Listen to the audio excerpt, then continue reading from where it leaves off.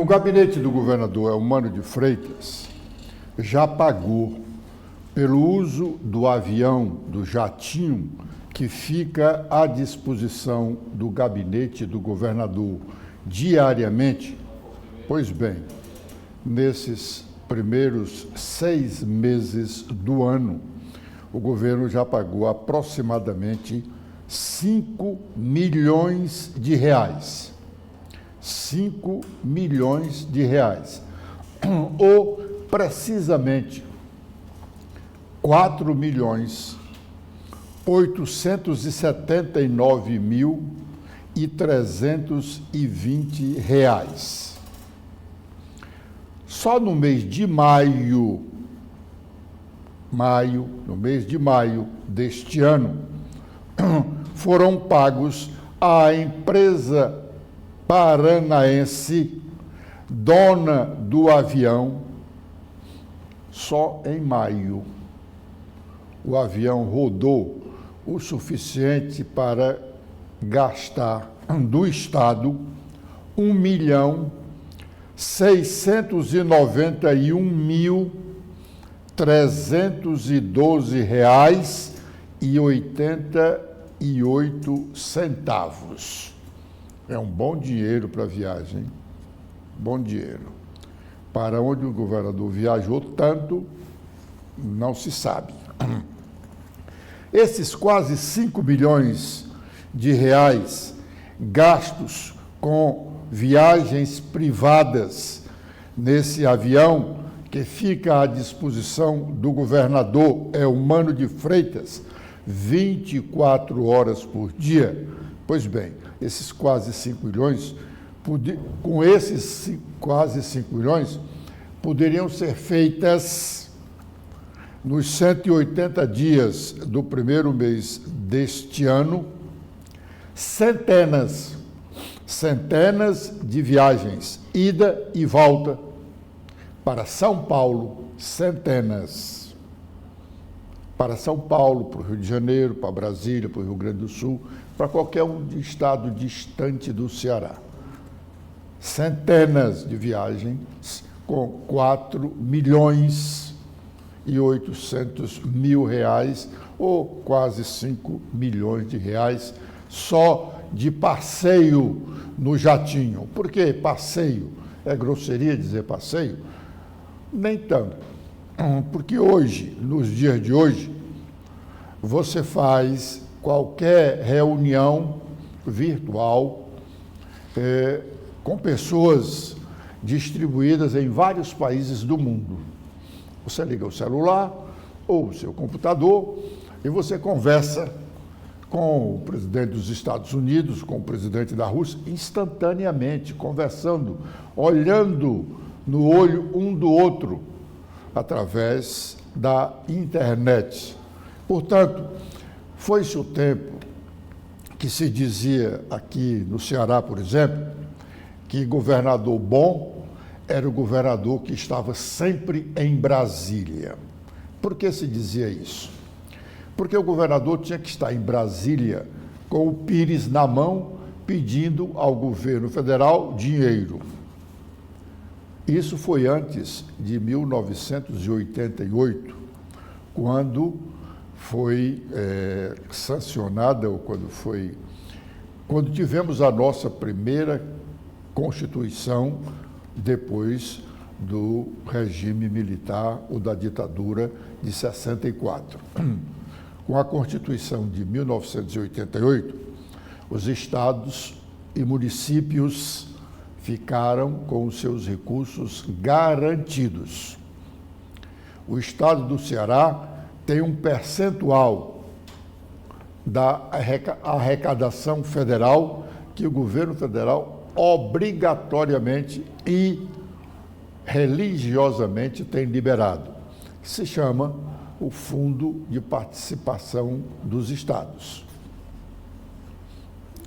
E os municípios têm o FPM, o Fundo de Participação dos Municípios. Quer chova, quer faça sol, esse dinheiro é liberado religiosamente. O governador e o prefeito podem realmente pedir outros recursos, que são recursos extraordinários. Recursos extraordinários, que o governo liberal pode liberar alguns reais, tanto para os estados quanto para os municípios. Mas nem governador e nem prefeito precisam estar lá com a frequência que eles estavam antes da Constituição de 88. Por isso, esse jatinho não precisa estar indo e vindo para Brasília ou mesmo para qualquer outro estado do Brasil. Se o governador for mais parcimonioso com o dinheiro do estado, poderemos fazer mais do que tem sido feito. E ainda nesta onda de gastos, não dizendo que o estado é perdulário, mas que o estado gasta muito, a Assembleia Legislativa Cearense, que hoje faz sessão num plenário extra, porque o seu foi tomado pelo incêndio e vai passar alguns meses ainda para ser reconstruído. Pois bem, a Assembleia já gastou no primeiro semestre desse ano 400 milhões de reais. 400 milhões de reais já gastou a Assembleia no primeiro semestre deste ano. O orçamento de 2024 para o Poder Legislativo cearense é superior a 1 bilhão de reais. O que podemos dizer equivale a pouco mais de 100 milhões por mês.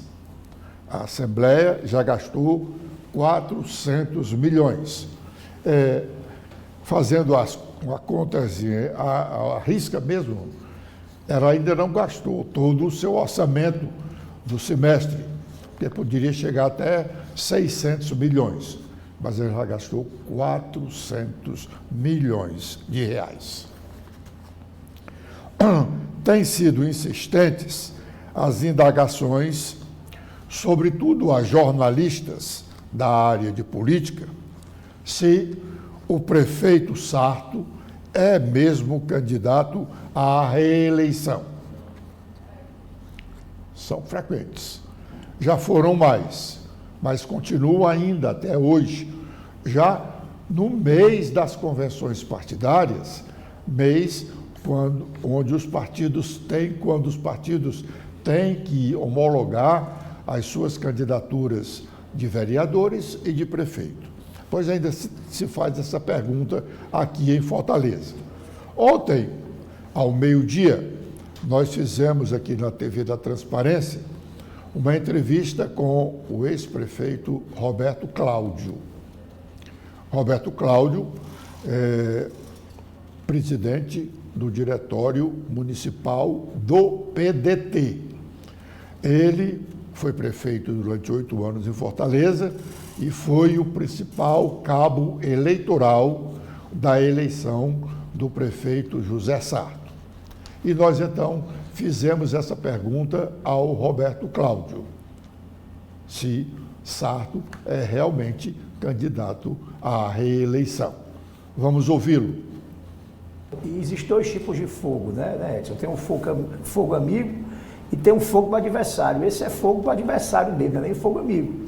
Porque, claramente, um prefeito sentado na cadeira, com uma obra grandiosa em andamento, com muitas realizações para serem entregues, crescendo com a avaliação da sua gestão, crescendo dia a dia.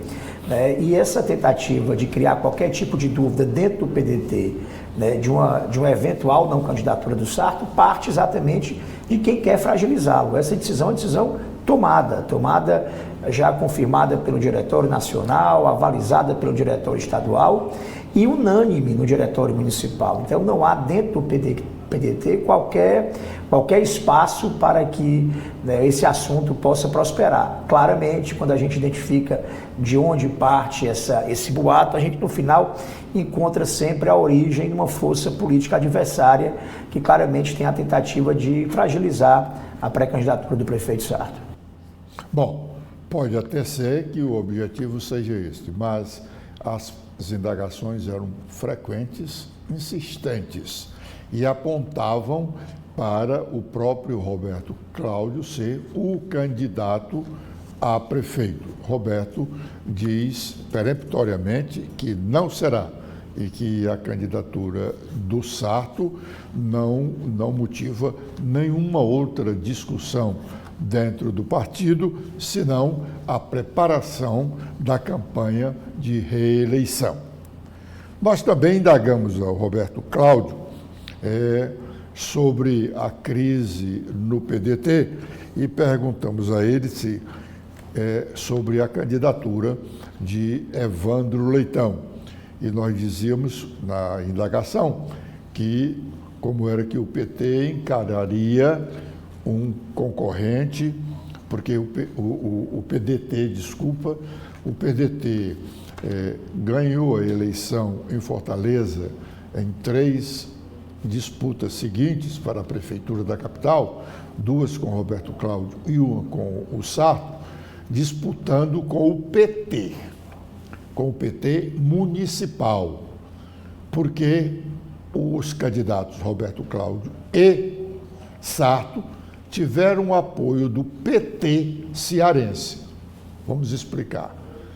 O PT cearense era o PT do Camilo Santana, governador do estado do Ceará, liderado de Cid Gomes, que comandava também o PDT. Camilo seguia Cid e, por isso, apoiou Roberto Cláudio 2 vezes contra Luiziane Lins e apoiou também o prefeito José Sarto. Portanto, o PDT disputou a prefeitura contra o PT municipal. Agora, o PDT vai disputar a mesma prefeitura de Fortaleza com o PT estadual e municipal.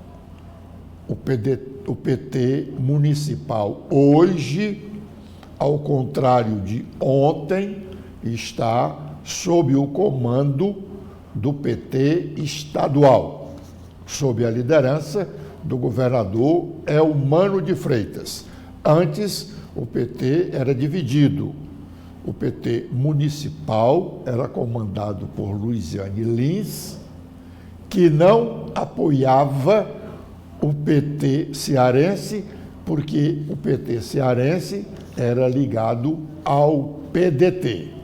Então, eu indaguei ao ex-prefeito Roberto Cláudio qual a estratégia que o PDT tem para enfrentar o PT unido. E o PT unido com um nome que saiu do PDT. Evandro Leitão, até bem pouco, era do PDT e apoiou tanto Roberto Cláudio como apoiou José Sarto. Hoje ele é candidato do PT contra o PDT e um PT unido. Eu perguntei isso ao ex-prefeito Roberto Cláudio e ele, sem citar o nome, ele não citou o nome, não lembro de ter citado nenhuma vez o nome de Evandro Leitão, mas o comparou ao cavalo de Troia. Cavalo de Troia conhece bem quem estudou a história antiga, sobretudo a da Grécia. Vamos ouvir Roberto Cláudio. Ele nunca foi um eleitor importante da cidade de Fortaleza. Então, individualmente, a saída dele... Ele, o candidato, ou ele o PT? Não, ele o candidato, o atual presidente da Assembleia. Vou dizer que no começo aqui eu disse que havia um PDT real e tinha um PDT faz de conta. O líder do movimento faz de conta do cavalo de Troia do PT dentro do PDT já era o presidente Evandro. Né? Cavalo de Troia? Era, claro, entrou para poder enfraquecer toda a chapa do partido. Eu não acho muito forte essa... Não, eu acho verdadeiro. Né? Você tem alguma dúvida? Participou de um... Olha só o enredo. Topa participar de um projeto de pré-candidatura a governador com o compromisso do seu partido indicar o candidato ao governo e o PT indicar o candidato ao Senado. Quando menos espera, ficou óbvio para todo mundo que ele estava agindo dentro do PDT sob o comando do ex-governador Camilo. Não tinha nenhum compromisso real com a tese de candidatura do PDT ao governo. Né? Eventualmente até tivesse se ele for o candidato. Né? Mas a tese não era essa, porque se a tese fosse partidária, independente do candidato escolhido, como era o nosso entendimento e nosso acordo, os pré-candidatos estariam unidos em torno desse candidato. E o que aconteceu foi claramente um ato de traição partidária à época, em que o PT, o PDT e todos nós passamos panos mornos e fomos, fomos compreensivos e entendemos que era hora de olhar para frente. Mas você tem alguma dúvida que parte dos deputados que não apoiaram eram todos liderados pelo ex-presidente Evandro? Né? E isso é uma circunstância da política. Bom, na entrevista também, Roberto Cláudio falou da posição de Evandro em relação à segurança pública. Aí relembrou um fato de 2018, que nós já tratamos aqui. Aliás, eu fiz um comentário no blog do Edson Silva, dizendo que a oposição à candidatura do Evandro Leitão, a oposição ao PT em Fortaleza, vai querer apresentar o Evandro Leitão nesta disputa como um frouxo, porque ele em 2018, enquanto líder do governo Camilo na Assembleia Legislativa, se recusou a assinar um pedido de instalação de uma CPI, Comissão Parlamentar de Inquérito, para investigar o narcotráfico em Fortaleza. E ele justificou sua posição, dizendo que não assinaria porque temia pela sua vida e pela vida de seus familiares. Este assunto foi em 2018. Nós já estamos em 2024, agora ele surge nesta campanha eleitoral, porque o Evandro é candidato a prefeito de Fortaleza pelo PT. Quem primeiro levantou essa questão, inclusive aqui na TV da Transparência, foi o senador Eduardo Girão.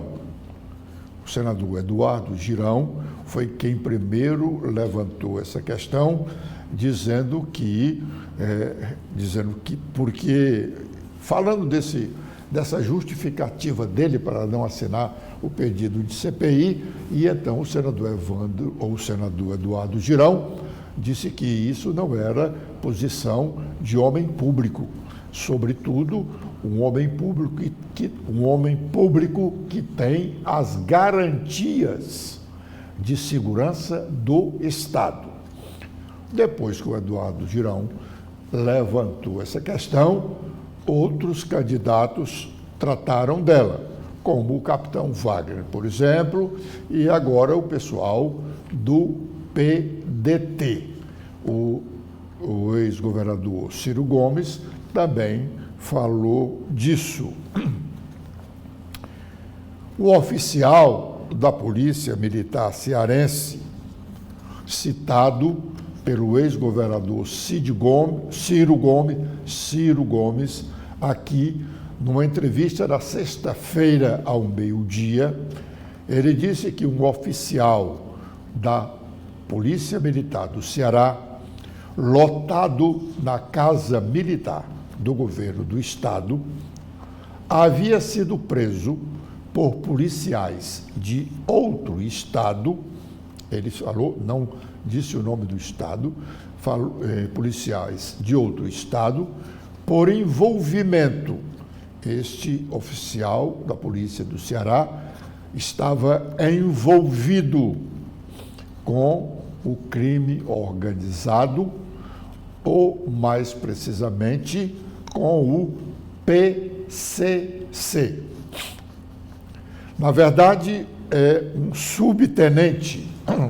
Ele era sargento, servia na Casa Militar do governo, trabalhava como motorista e prestava serviços também à Casa Civil. A polícia de São Paulo foi quem fez a prisão e havia constatado que ele tinha ligação com o PCC.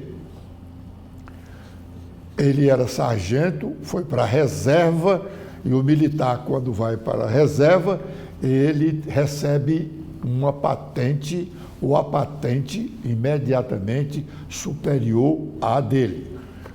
Ele era já terceiro sargento, então foi para subtenente ou tenente. Ele era motorista, servia à Casa Civil no cerimonial do Palácio da Abolição, óbvio, do gabinete do governador. Ele fazia trabalhos para a mulher do Marcola, a autoridade maior do PCC. Aliás, um oficial da polícia, hoje na reserva, mas muito respeitado, com boas ligações ainda na caserna, embora esteja na reserva já há algum tempo, ele é respeitado na caserna por oficiais e praças pela sua atuação, quando na ativa, no combate à criminalidade aqui no estado do Ceará. Ele conhece toda a história e diz até quando os policiais de São Paulo vieram ao Ceará desmontar o esquema da mulher de Marcola, que, segundo ele, era uma figura bem conhecida e relacionada com autoridades cearenses, não só autoridades da área do Poder Executivo, como também do Judiciário, com as quais tinha um bom relacionamento. Bom, isso são palavras desse oficial da reserva, ainda respeitado na caserna por conta da sua atuação no passado não muito distante. O senador Cid Gomes, mesmo sem cargo no comando da direção estadual do PSB, é quem manda no partido no Ceará. O presidente estadual é Eudoro Santana, mas não apita nada. O presidente do diretório municipal, Osmar de Saponte, é pessoa do senador Cid, e é o diretório municipal o responsável para tratar da eleição municipal. Cid ainda tem alguma rixa com Evandro Leitão. Só agora, recentemente, se soube que essa rixa vem do primeiro momento que Camilo decidiu apoiar Evandro Leitão para ser presidente da Assembleia. Cid não gostou. Evandro e Cid tiveram uma conversa logo depois que Evandro foi escolhido pelo PT de Fortaleza para ser o candidato a prefeito pelo partido. Eles tiveram uma conversa e, segundo Evandro, foi uma boa conversa. Mas os comentários que se tem até aqui em relação ao apoio de Cid à candidatura de Evandro não são lá muito boas para o Evandro, embora o Cid tende realmente a apoiar o Evandro, mas o Cid ainda, embora não tenha falado mais com a frequência que falava, ele defende que o candidato a prefeito de Fortaleza não deva ser do PT, mas de um dos partidos aliados ao PT, porque, no entender dele, o PT já tem o governo federal, o governo estadual e, por essa razão, não deveria ter o PT a prefeitura de Fortaleza.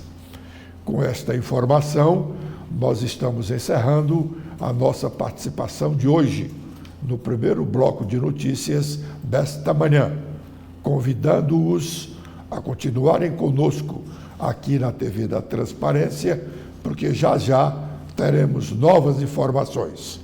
Obrigado.